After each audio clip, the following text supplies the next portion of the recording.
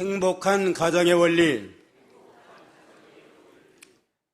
하나님께서 6일 동안 천지 만물을 창조하시고 만드신 모든 만물을 보시면서 하나님의 보시기에 좋았더라 하시면서 심히 기뻐하셨습니다. 그런데 마지막 날 창조한 인간은 아담 혼자 있는 것을 보시고 독처하는 것이 좋지 못하니라 하시면서 말씀을 하셨습니다. 그래서 아담을 깊이 잠들게 하시고 갈비를 취하여 여자 하와를 만들고 결혼해서 한 가정을 이루어나가도록 이렇게 섭리했습니다. 이와 같이 남녀가 결혼해서 한 가정을 이루어나가는 건 하나님으로 말미암았습니다. 사람이 필요해서 만든 인간의 제도가 아니고 조물주 하나님 인간의 창조를 돌아가신 신성한 제도가 우리의 가정입니다. 그런 거로 부부가 짝지어서 결혼하게 되는 건 하나님의 섭리로 하나님이 짝지어주는 겁니다. 하나님이 짝지어주신 가정 까닭에 사람이 나눌 수 없다. 그렇게 말씀을 했습니다. 마태 19장 6절에 보면 이러한즉 이제 둘이 아니 한 몸이니 그러므로 하나님이 짝지어주신 것을 사람이 나누지 못할지니라. 내가 너에게 말하노니 누구든지 음행한 연고 외에 아내를 내어버리고 다른 데 장가드는 자는 간음함이니라. 조물주 하나님이 인간을 창조할 때부터 일남일녀를 지어서 짝지어서 가정을 이루어나가도록 섭리한 까닭에 하나님이 짝지어진 걸 사람이 성격이 안 맞는다, 뜻이 안 맞는다 해서 갈라지는 건 하나님의 뜻이 아닙니다. 그러므로 우리의 가정들은 하나님이 이루어주신 줄 알고 신앙의 정도를 지켜서 이혼하지 말고 끝까지 믿음 잘 지켜서 경건한 믿음의 가정을 이루어나가는 복된 성도들이 다 되기를 주님의 이름으로 축원합니다. 그럼 하나님께서 왜 가정을 허락하셨느냐? 가정을 허락한 목적은 하나님께 영광을 돌리는 데 있습니다. 인간의 제일 되는 목적은 뭐예요? 하나님을 영화롭게 하고 영원 그를 즐거워하는 것이니라. 한 까닭에 결혼의 목적도 하나님께 영광 돌리는데 그 목적이 있습니다. 고린도전서 10장 31절 고린도전서 10장 31절 다 같이 읽어봅시다. 그런즉 너희가 먹든지 마시든지 무엇하든지 다 하나님의 영광을 위해서 하라. 믿음으로 구원받은 성도는 먹든지 마시든지 결혼하든지 직장생활하든지 뭘 하든지 하나님의 영광을 위해서 하라 한 까닭에 결혼해서 가정을 이루어 나가는 것도 하나님께 영광 돌리는데 그 목적이 있습니다. 그러면 온 가족이 하나님을 잘 공경함으로 하나님께 영광을 돌리는 아름다운 가정을 이루어나가야 마땅합니다. 그 다음에 또 목적이 뭐냐? 왜 결혼을 허락하셨느냐? 하나님의 사명을 감당하는 겁니다. 아담에게는 에덴 동산을 잘 지키고 다스려라 하는 사명을 뒀습니다. 이와 같이 누구에게나 인간은 이 세상이 낼 때부터 천례적인 하나님의 사명이 있습니다. 이 사명을 잘 감당함으로 하나님께 영광을 돌려 마땅합니다. 이름 없는 꽃 한 송이, 이름 없는 풀 한 풀이라 할지라도 사명이 있어서 하나님이 내요. 근데 만물의 영상이 된 우리 인간을 아무 쓸모없는 데는 그런 하나님이 아니십니다. 쓸모가 없으면 아예 내질 않아요. 그런 걸 우리를 세상에 보낸 건 천례적인 하나님의 사명, 목적이 있다. 이걸 깨닫고 하나님의 목적을 찾고 하나님의 뜻을 찾아서 그 뜻을 잘 이루어드리는 그러한 성도가 되어야만 마땅합니다. 19절, 20절 한번 읽어보세요. 19절 여호와 하나님이 흙으로 각종 들짐승과 공중의 각종 새를 지으시고 아담이 어떻게 이름을 짓나 보시려고 그것들을 그에게로 이끌어 이르시니 아담이 각 생물을 일컫는 바가 곧 그 이름이라. 예, 하나님이 아담에게 땅 위에 있는 모든 짐승들의 이름을 지어서 부르게 하고 그 모든 만물들을 다스리고 정복하라 하는 귀한 사명을 허락을 했습니다. 아담에게는 하나님의 동산 에덴 동산을 다 다스릴 사명이 있어요. 근데 모든 만물을 다스리려면 이름이 있어야 될 거 아니에요? 그래서 각 모든 만물에 필요한 적당한 이름을 지은다고 했는데 하나님이 아담에게는 참 타락하기 전에는 하나님을 닮아가지고 지혜롭게 하나님이 하셨어요. 무슨 만물을 보면 그 만물의 특성, 목적, 모든 성질이 뭔가 이걸 알아가지고 거기 합당한 이름을 지어가지고 합당하도록 바로 사용하도록 그렇게 했습니다. 그런 거로 우리 인간의 사명은 모든 만물을 바로 알고 하나님이 지은 목적이 뭔가 그 목적과 그 뜻에 맞게 잘 바로 활용해서 하나님께 영광 돌리는데 그 근본 목적이 있습니다. 쌀은 밥이나 떡을 하라고 하나님이 주신 거예요. 밥 해먹고 떡 해먹어야지 그걸 썩혀가지고 술을 내서 먹는 건 하나님의 뜻을 거스려 나가는 겁니다. 잘못 사용하니까 술 취해가지고 얼마나 세상이 어지러운 세상이 됐어요. 또 담배라고 하는 건 약재료로 하나님이 만든 건데 그걸 또 피워가지고 담배 피움으로 얼마나 건강에 해롭게 해요. 또 코라고 하는 건 숨쉬기 위해서 냄새 맡기 위해서 하나님이 주신 거 아니에요? 코를 무슨 굴뚝을 사용하라고 하나님이 내신 거 아니에요? 모든 만물이나 모든 사람을 하나님 낸 목적에 합당하도록 바로 사용하는 이 사명을 주셨는데 이걸 잘 감당해 나가는 거 그게 하나님이 우리에게 주신 사명입니다. 우리 몸이라고 하는 것도 몸은 하나님께 영광을 위한 영광의 도구로 하나님 주셨고 성령이 거하시는 성전이라 이렇게 몸을 주셨기 때문에 거룩하게 사용해야지 이 우리의 몸을 가지고 죄악의 도구를 삼는다든가 음란의 도구로 사용한다고 하는 건 이건 하나님의 목적에 아주 잘못된 겁니다. 그래서 고린도서 6장 19절에 보면 너희 몸은 너희가 하나님께로부터 받은 바 너희 가운데 계신 성령의 전인 줄 알지 못하느냐. 너희는 너희 것이 아니라 값으로 산 것이 되었으니 그런즉 너희 몸으로 하나님께 영광을 돌려라. 우리 몸을 가지고 하나님께 영광을 돌리는 게 마땅하지. 몸을 가지고 무슨 음란의 도구로 사용하고 최악의 도구 불의의 병기로 사용하는 건 우리가 하나님 앞에 바로 살지 못하는 게 됩니다. 그런 거는 모든 사람에 대해서나 모든 만물에 대해서나 하나님에 대해서 합당하게 믿음으로 모든 걸 사용해서 하나님께 영광이 돌아가도록 할 사명과 책임이 있습니다. 그러면 행복한 가정을 이루어나가려면 어떻게 해야 되겠느냐? 행복한 가정의 원리가 뭐냐? 첫째는 부부가 서로 배필이라 그랬습니다.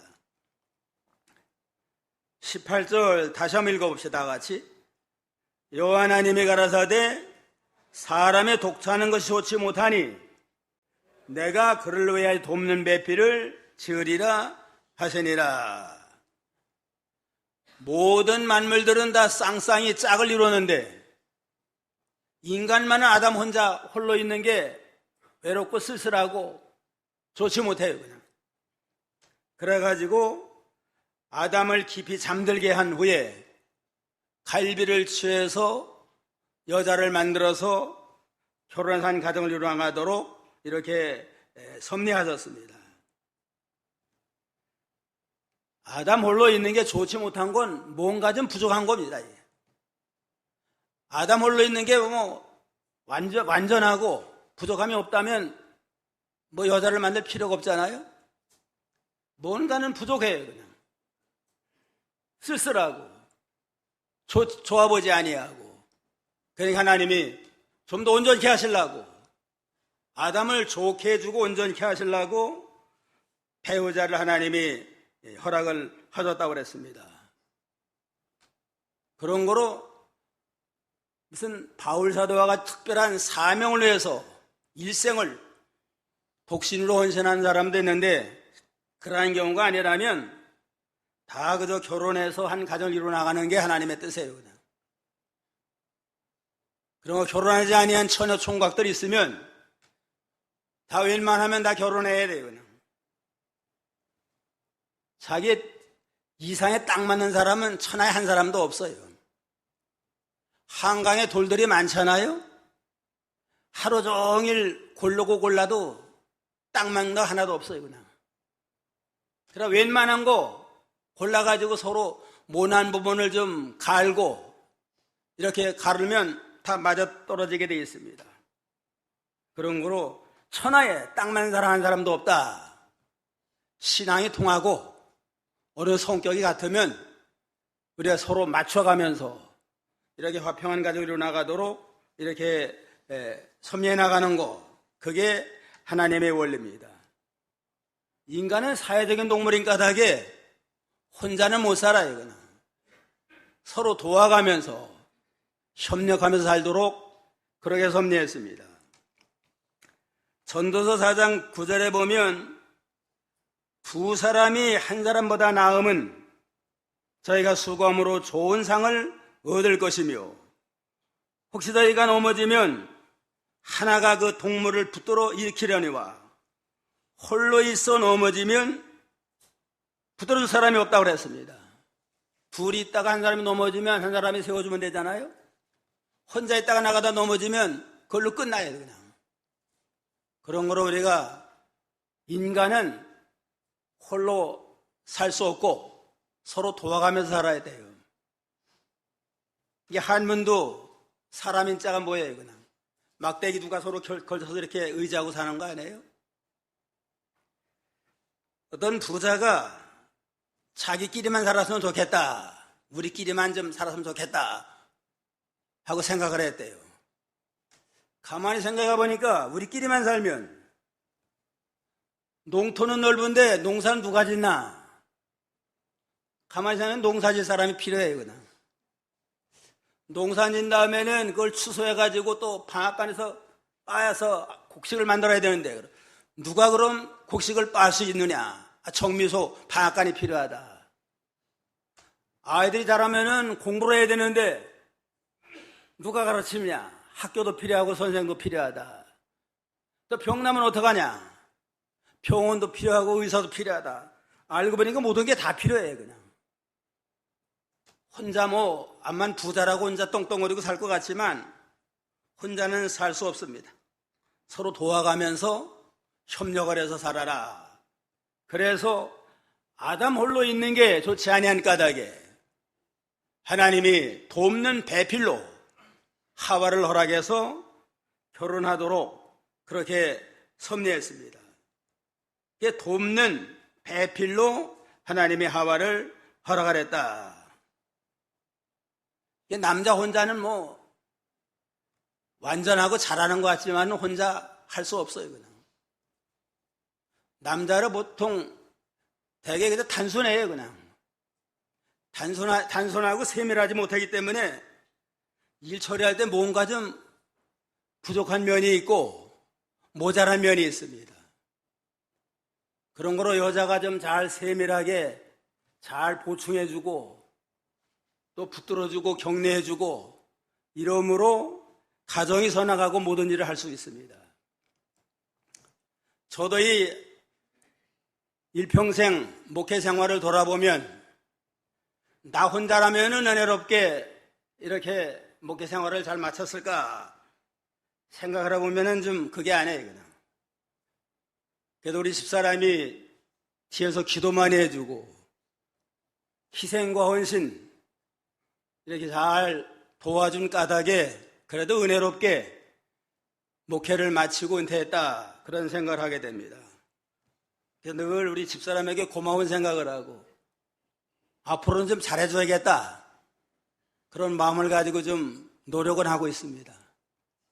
노력을 잘해주려고 하는데 또 서툴러 가지고 좀 실수 많이 하고 그런 일들이 많이 있어요. 이게 남자들이 뭐 혼자서 잘해가지고 뭐 가정 잘 꾸리고 사업 성공한 줄 알았다 생각하면 오산입니다. 이건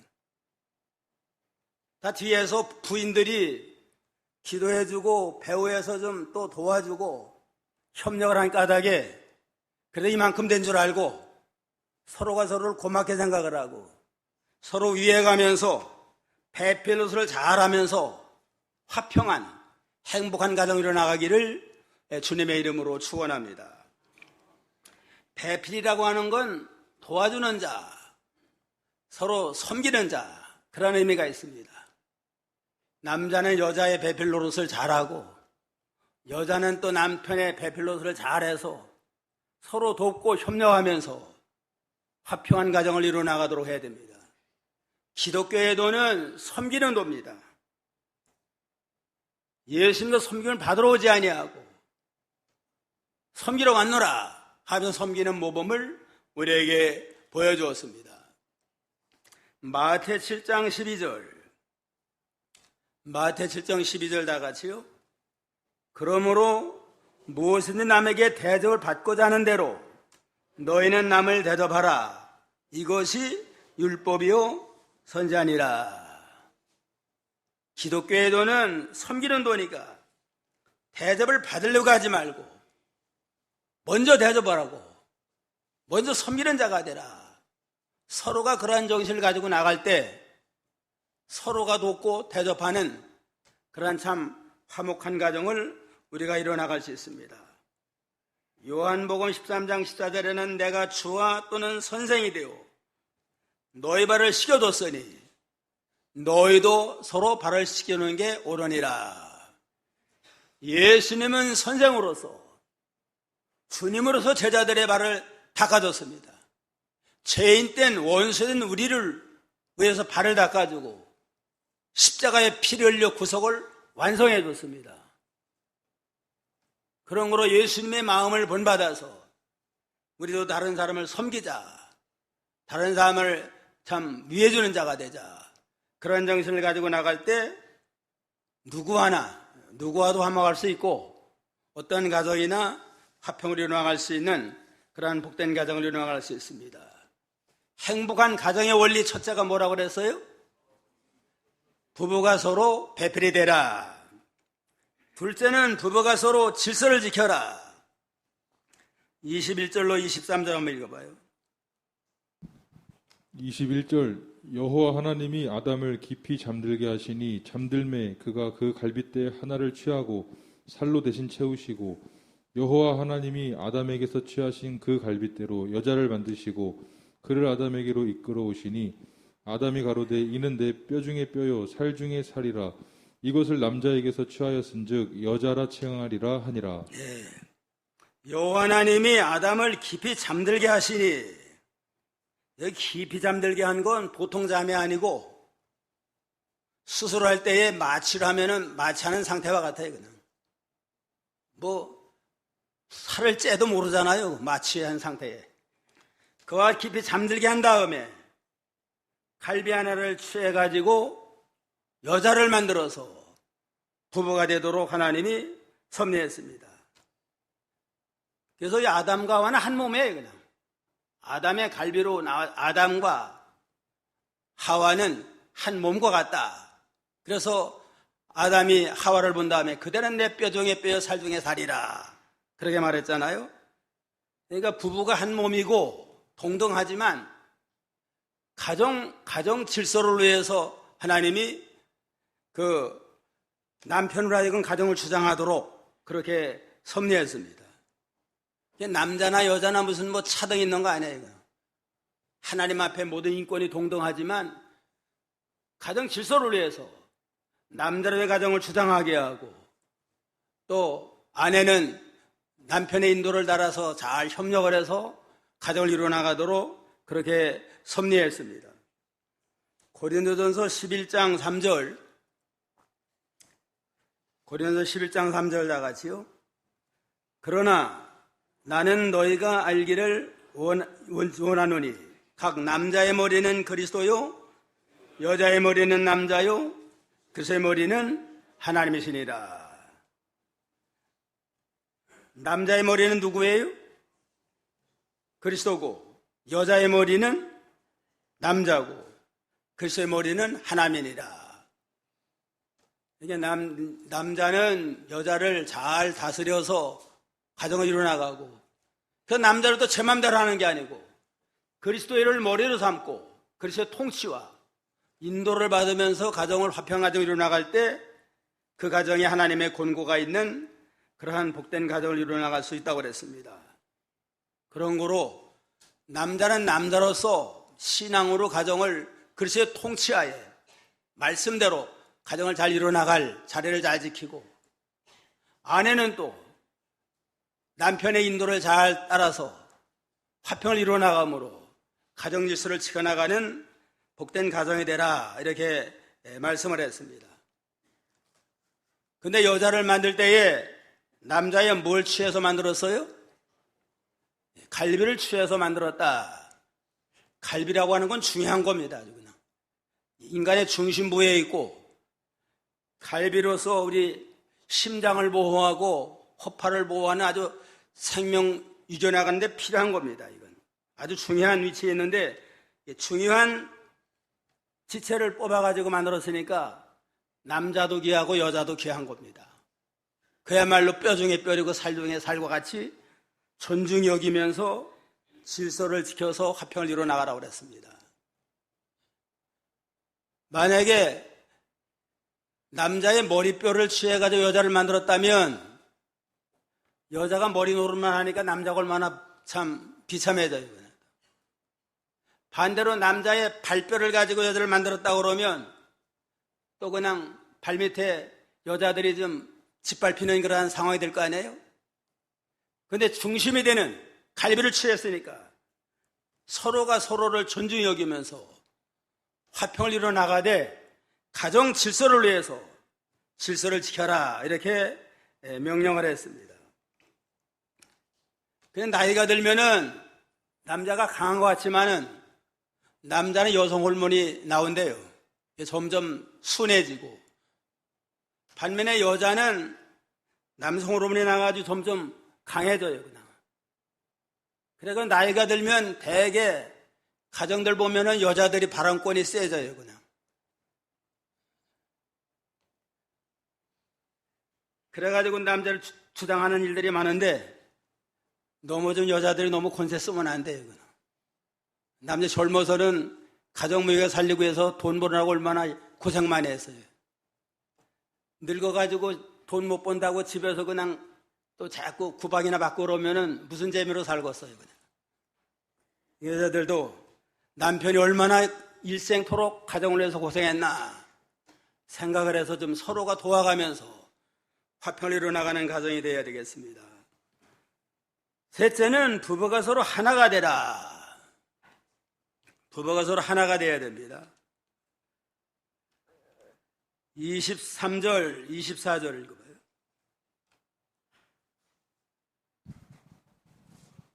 23절 아담이 가로되 이는 내 뼈 중에 뼈요 살 중에 살이라 이것을 남자에게서 취하였은즉 여자라 칭하리라 하니라. 이러므로 남자가 부모를 떠나 그 아내와 연합하여 둘이 한 몸을 이룰지로다. 예. 그대는 내 뼈 중에 뼈, 살 중에 살이라. 우리는 한 몸이다. 이러므로 남자가 부모를 떠나 그 아내와 연합하여 둘이 한 몸을 이룰지니라. 그대와 나는 부부가 한 몸인데 결혼한 다음에는 이제는 여자만 부모를 떠나는 게 아니라 남자도 부모를 떠나서 이제는 부부가 한 몸을 이루어가지고 독립된 가정을 이루어나가는 게 그게 하나님의 섭리입니다. 부모를 떠난다고 해서 부모를 남으라 하는 게 아니고 이제 독립하라는 겁니다. 결혼 전에는 부모에게 속해가지고 부모의 주장하에 있다가 이제는 결혼한 다음에는 독립을 해가지고 육체적으로도 부모를 떠나서 독립해서 부부가 한 몸을 이루어나가지고 독립가정을 이루어나가고 정신적으로도 부모만 의존하지 말고 스스로 제 할 일을 자기가 하고 경제적으로도 또 자기가 또 모든 사업도 하고 직장생활도 해서 경제도 독립해서 이끌어 나가야만 온전한 가정이 되는 겁니다. 부모를 떠난다고 해가지고 결혼한 다음에는 남남이다 하고 남을나라 하지 말고 그동안 일생도록 길러주고 가르쳐주는 애를 감사해서 이제는 결혼한 다음에는 부부가 협력을 해서 양가 부모님을 늘 감사하는 마음을 가지고 잘 섬기고 또 도울 수 있는 만큼 돕고 이래서 부모님에 대한 도리를 잘하되 의존하지 말고 독립해서 가정을 이끌어 나갈 그러한 사명과 책임이 있습니다. 그래서 이 부부 간에 하나가 돼야 돼요. 부모에게서는 독립을 하고 경제적으로 정신적으로 마음적으로 독립을 하고 그 다음엔 부부 간에는 한 몸을 이루어가지고 가정을 원만하게 이루어나가는데 결혼하면 이제는 몸이 하나가 되잖아요. 몸만 하나 돼도 안 되고 마음도 하나가 돼야 돼요. 마음이 하나가 되려면 누구의 마음을 품으면 돼요? 예수님의 마음을 품고 나가야만 하나가 됩니다. 가정의 행복이 남편이 주장한다고 해서 그 가정 편안한 것도 아니고 그렇다고 여자들이 또 주장한다고 또 그 가정 편안한 것도 아니고 우리 가정은 하나님이 주장하는 가정이다. 하나님의 가정이다. 그래서 하나님을 주인으로 모시고 다 예수님의 마음을 품고 서로가 서로를 위해주고 서로가 서로를 격려하면서 이렇게 하나님의 뜻 가운데 이루어나가야만 그 가정이 복받는 아름다운 가정을 이루어나갈 수 있습니다. 하나가 될 때 마음이 하나가 되고 마음이 하나가 되면 예수님의 마음을 품고 또 결혼하면 육체적으로도 하나가 되고 그 다음에 영도 하나가 돼야 돼요. 영이 하나가 되려면 신앙이 같아야 됩니다. 같은 신앙, 같은 하나님을 모시고 믿음으로 나가야만 영적으로도 하나가 되고 마음도 하나가 되고 육체도 하나가 되는 이상적인 그러한 가정을 이뤄나갈 수가 있습니다. 이렇게 신앙 안에 하나를 이뤄나가려면 남편과 아내가 예수님의 사랑으로 사랑을 실천하고 순종하는 그러한 믿음의 자세가 필요합니다. 에베소 5장 22절로 25절 에베소 5장 22절로 25절 다 읽어봅시다. 아내들이요 자기 남편에게 복종하기를 주께 하듯하라. 이런 남편이 아내의 머리됨이 그리스도께서 교회의 머리됨과 같음이니 그가 친히 몸의 구주시니라. 그러나 교회가 그리스도에게 하듯 아내들도 범사에 그 남편들에게 복종할지니라. 남편들 아내 사랑하기를 그리스도께서 교회를 사랑하신 것 하시고 위하여 자신을 주신같이 하라 그랬습니다. 아내는 남편에게 복종하는데 얼만큼 복종하라고 그랬어요? 주께 하듯 하다. 주님을 복종하는 그러한 자세로 남편을 복종하라. 주님을 복종하는 건 절대 복종이에요. 그냥 성도들이 주님 복종할 때는 이유가 있어요. 절대 복종하라. 이건 남편을 복종할 때도 죄가 되지 않는 한은 주님을 복종하는 그러한 마음 자세를 가지고 절대 복종하라.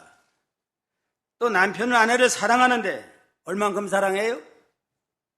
그리스도가 교회를 위해 사랑하신 것 같이 하라. 그래서 교회를 위해서 사랑하는 건 아예 목숨 바치는 사랑입니다. 모든 하늘의 영광 내어놓고 목숨 바쳐서 사랑하는 그 사랑을 아내에게 바쳐드려라.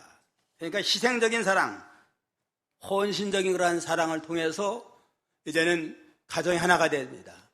예수님의 사랑을 실천함으로 아내를 사랑하고 예수님께 순종하는 믿음의 자세를 가지고 남편을 잘 순종함으로 신앙 안에 부부가 하나가 되는 아름다운 가정이 될 때 진정한 행복이 있는 그러한 복된 가정이 될 수 있습니다.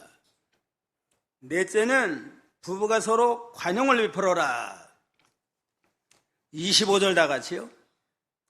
아담과 그 아내 두 사람이 벌거벗었으나 부끄러워 아니하니라. 에덴 동산에서 아담과 하와는 서로 벌거벗고 살았습니다. 벌거벗고 살았지만 자기의 허물, 실수 다 드러나고 살았지만 그거 가지고 맨날 싸우고 다투질 않았습니다. 이건 범죄하기 이전에는 자기를 바라보고 상대방 사람 보지 아니하고 하나님만 바라보고 하나님의 인도만 따라가면서 믿음 중심으로 사니까 허물이 안 보여요. 그냥 모든 게 다 그저 영광스럽고 사랑스럽고 기쁘고 즐거운 그런 생활을 했는데 범죄한 다음에는 자기를 바라보고 상대방의 허물을 돌아보다 보니까 서로 부끄러우니까 가려우게 되고 따지게 되고 이러면서 화평을 잃어버리게 됐습니다. 부부가 살다 보면 그야말로 벌거벗은 것처럼 다 알잖아요. 상대방의 실수, 허물, 약점이 뭔가 다 알아요. 그냥. 맨날 그걸 그냥 따지다 보면 맨날 싸워야 돼요. 허물 없는 사람이 없잖아요. 인간은 불완전하기 때문에 누구나 다 실수가 있고 허물이 많습니다. 상대방이 왜 잘못했느냐 하지만 또 자기는 실수가 없어요. 그러니까 서로가 허물 많은 인간들이 결혼해서 살게 되니까 우리가 좀 관용하는 마음을 가지고 나도 실수가 많으니까 상대방의 실수 허물을 좀 가려주고 덮어주자. 너그러운 마음을 가지고 이해해주고 관용하는 마음을 가지고 용납을 해주고 이러면서 화평을 이루어나가는 거, 그래야만 우리가 행복한 가정을 이루어나갈 수 있습니다. 베드로전서 4장 8절 다 같이요. 무엇보다도 열심으로 서로 사랑할지니 사랑은 허다한 죄를 덮느니라. 열심히 사랑하는데 진정한 사랑은 뭐냐? 허다한 사랑을 덮어주는 게 진정한 사랑이에요. 허물만 있으면 그냥 비난하고 비판하고 따지고 그는 사랑이 식어진 증거입니다. 예수님의 사랑을 나 같은 것도 하나님 용납해주고 구원해줬는데 내가 용서 못할 게 뭐가 있느냐.